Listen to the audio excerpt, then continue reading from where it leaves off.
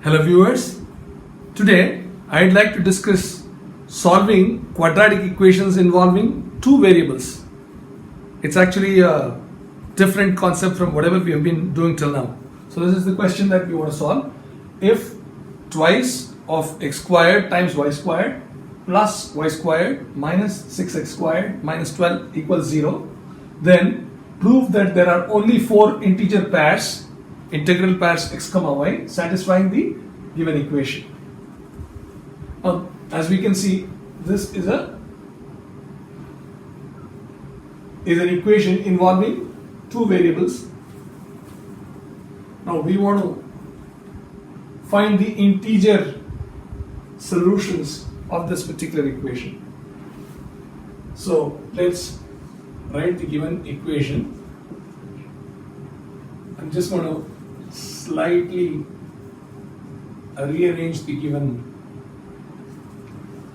equation and rewrite it this way. I've just clubbed these two terms together, and then what remains is plus y squared minus 12, which is written as y squared minus 3 minus 9. We'll see the reason for the split, because once we combine these two terms, 2x squared is common times y squared minus 3, because the HCF of these two terms is twice x squared.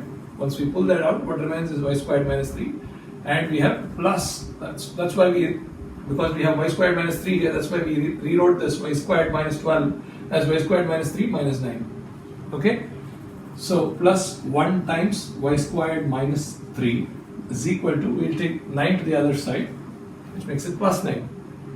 Alright, so here we go. We have 2x squared plus 1 times y squared minus 3 is equal to 9. We are looking to find the integer solutions of this equation. Or in other words, 2x squared plus 1 is equal to 9 divided by y squared minus 3. Now this is an interesting equation to solve, because clearly if x were an integer, twice of x squared is always going to be an even number, twice x squared plus 1 is going to be an odd number. So here it's very, very clear that the left hand side is going to be an odd positive number. This, for x being an integer, LHS would be an odd positive number, right?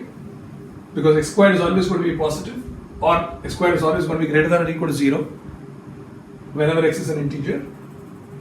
Twice x squared is again going to be greater than or equal to 0. Twice x squared plus 1 obviously is going to be an odd positive number. In fact, an odd positive integer, I can say. So the right hand side must also be an odd positive integer, right? This right hand side must also be an odd positive integer. Anyway, for the right hand side to be an integer, 9 should be perfectly divisible by y squared minus 3, right? And this y squared minus 3, that gives us only 3 options for y squared minus 3, because 9 is perfectly divisible by 1, by 3 and by itself. So we can say y squared minus 3 is equal to either 1, or it can equal 3, or it can equal 9 itself, because 9 divided by 1 is going to be 9, which is an odd positive number, which is what the left hand side calls for. 9 divided by 3 is 3, which is again an odd positive integer. 9 divided by 9 is 1, right? That's again an odd positive integer. These are the only 3 possibilities, because x as well as y both need to be integers, right? Now, if y squared minus 3 were 1, so let's look at these cases separately.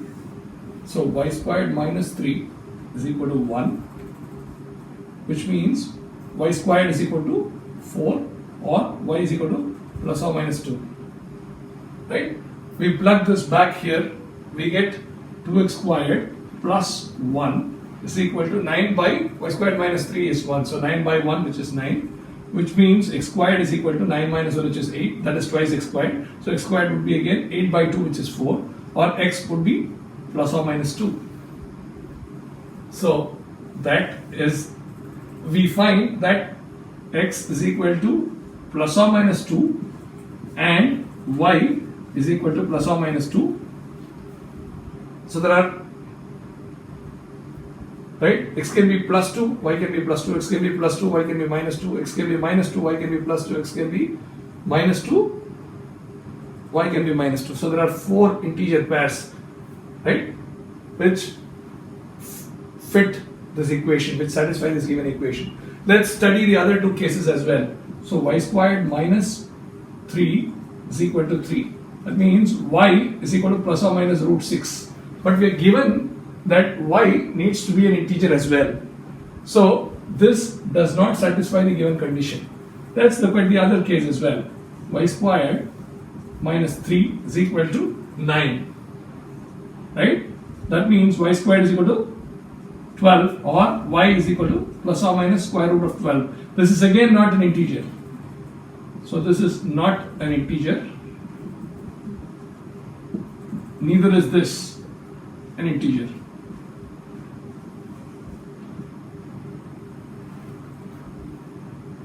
So these 2 cases fail. The only case where we have the required results is x is equal to plus or minus 2 and y is equal to plus or minus 2. So these are the 4 pairs, integer pairs of x and y that satisfy this given equation.